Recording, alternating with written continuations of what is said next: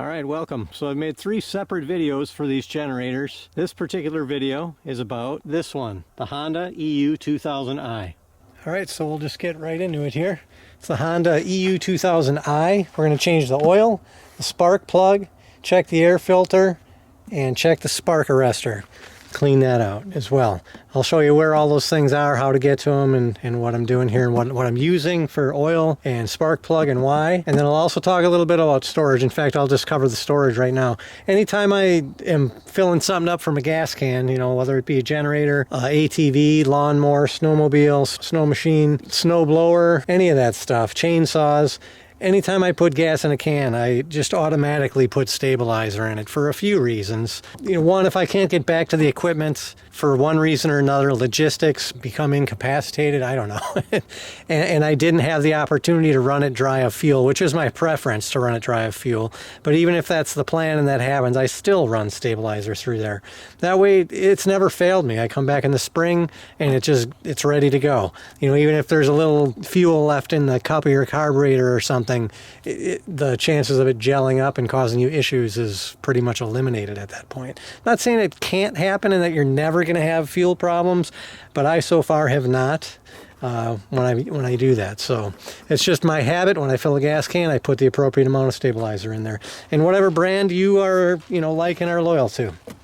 But first thing we're going to do here is I'll just show you where everything is. So you got your side cover here, the choke, and there's a screw here.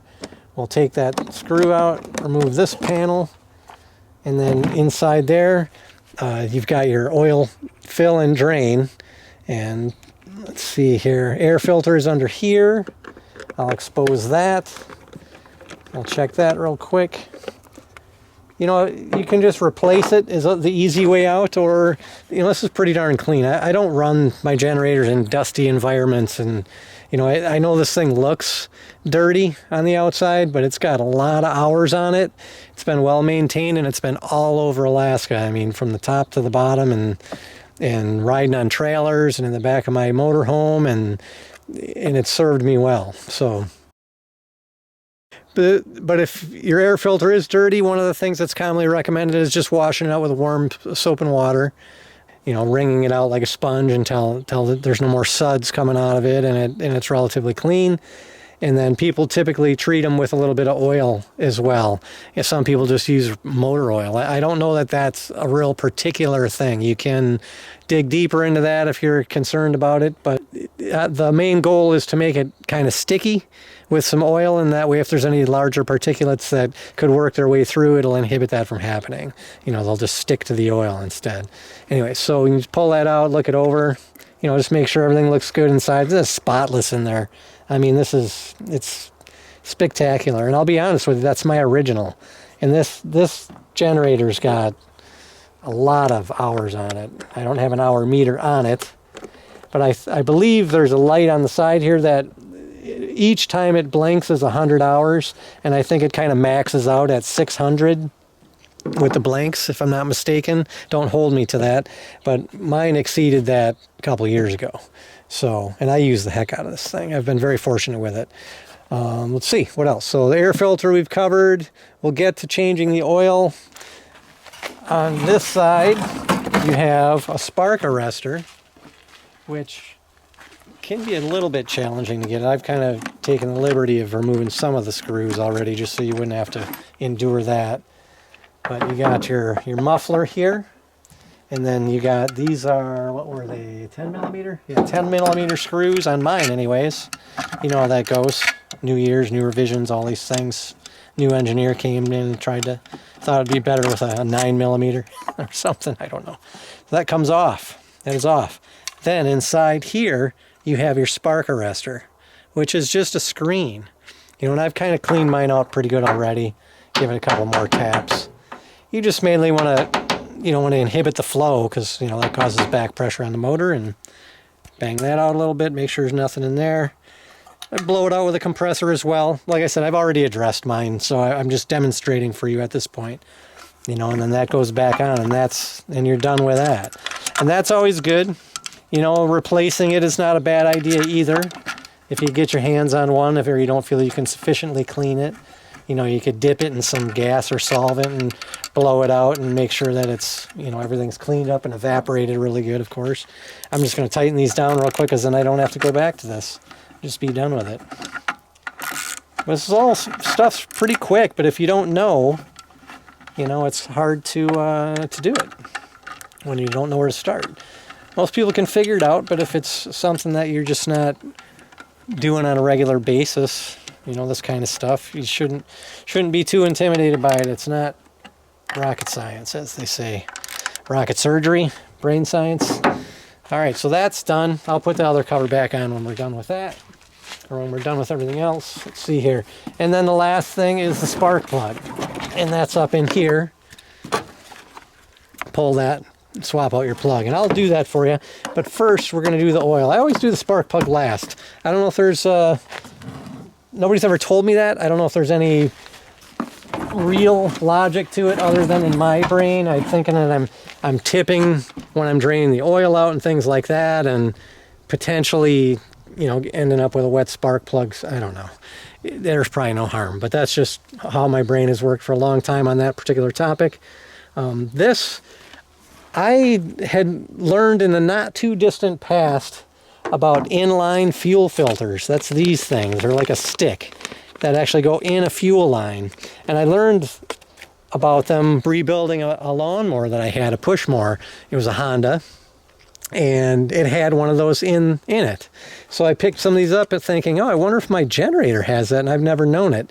Well, I'm not aware of one. I cannot find one. I've checked my fuel lines, both ends, squeezing them. You would feel it in there because it's a hard plastic. So I was going to demonstrate that for you if necessary, but it's not. So just in case you never heard of those and you happen to be working on a lawnmower or other Honda equipment, it's not specific to Honda, but I know that that's the only time I've personally found it. I'm sure others use it as well. So that was kind of new to me. I thought I'd share that with you. But it does not seem to exist on this one. So moving on. So we'll drain the oil. And again, just going to take out this plug and tip it over on an oil pan and drain that out.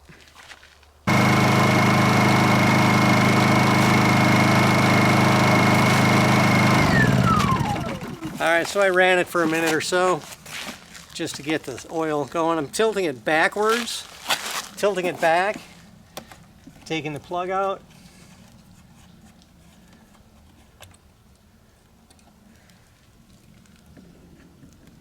We'll clean that up real good, and then I'm just going to lift it up and tilt it quickly to dump. Because you tilt these things slowly, this Honda, you make a mess. You know, there's no drain plug on the bottom or something like that to drain it out. So and there's only about 14 ounces of oil in here, and I'm using 10W30. Let's let that drain a little bit.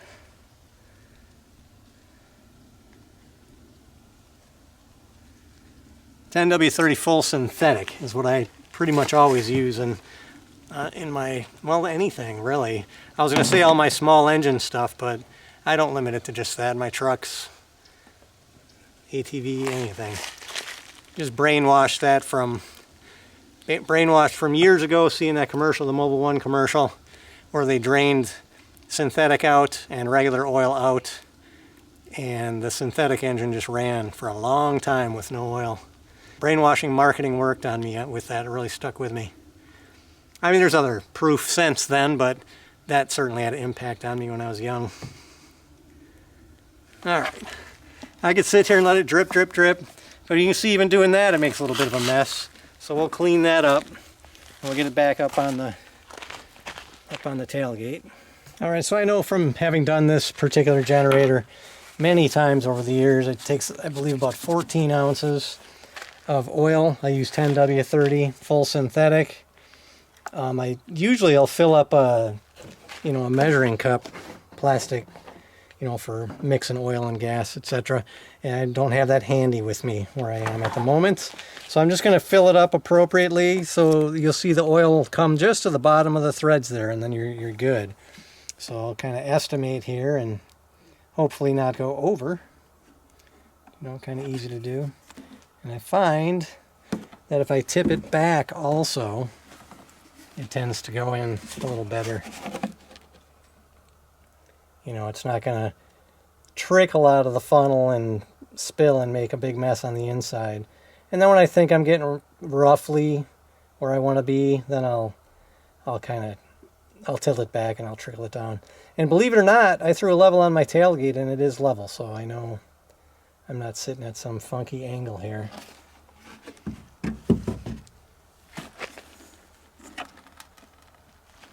Because I had done a video on another, so just a little bit much there.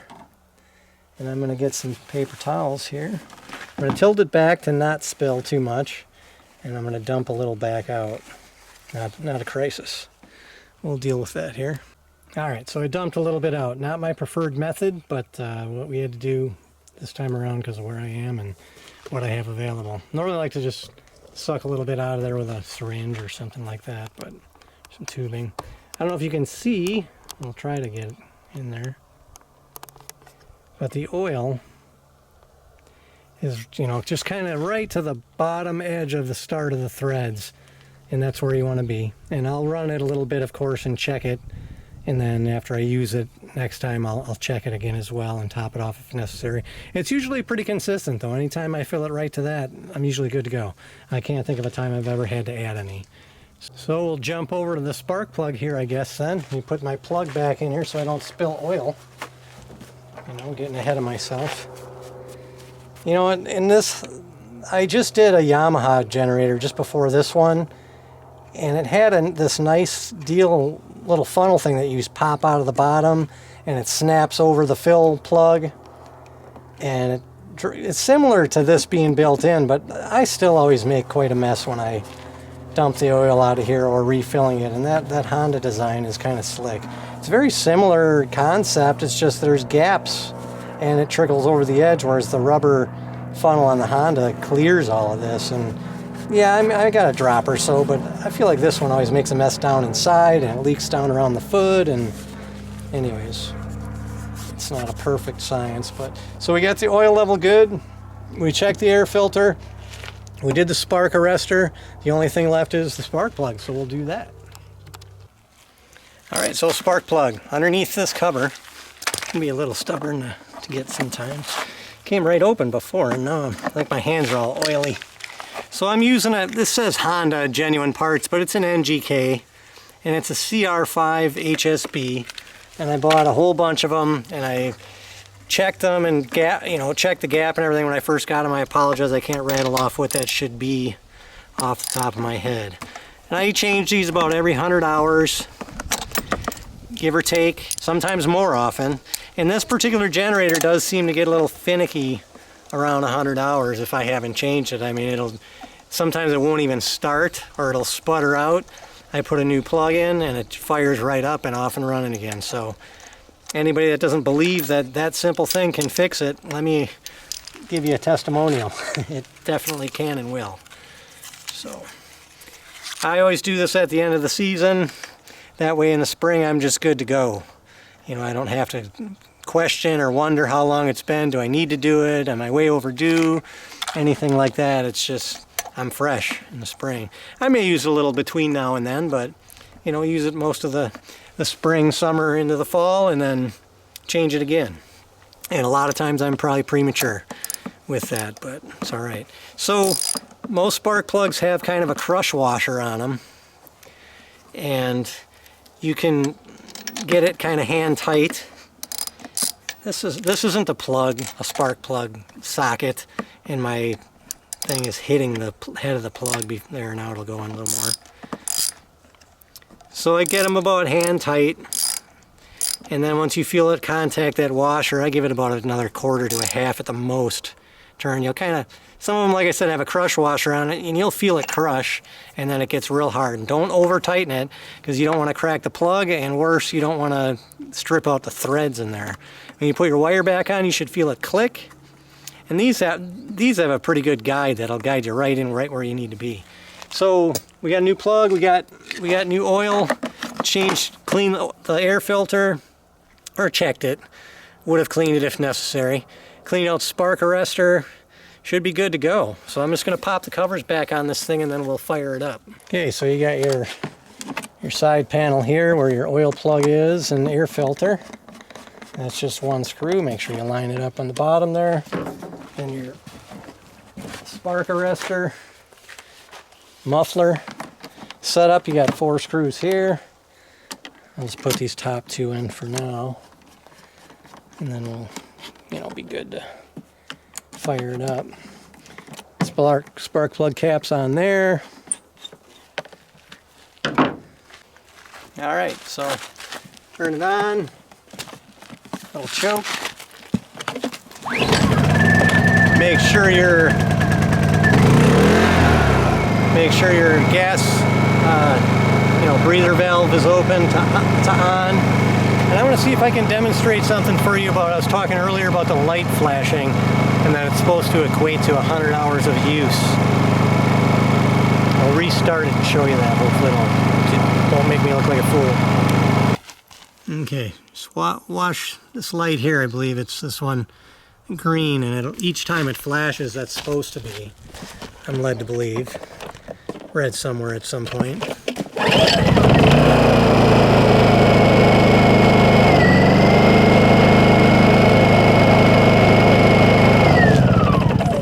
And I believe mine blinked 6 times, as I was saying earlier. I think that's kind of the max. I could be wrong, but I read somewhere at one point, because I was having some issues with this, and again it turned out to be the spark plug.